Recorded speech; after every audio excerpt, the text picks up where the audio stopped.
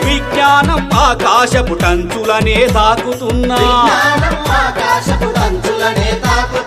అంధకార పాతాళాన్నెందుకు దిగజారుడన్నా ఆధునికత అంటే మూగ జీవుల బలి చేయడమా ఆధునికత అంటే మూగ జీవుల బలి చేయడమా ఆటవికపు అలవాటను కొనసాగిస్తుండడమా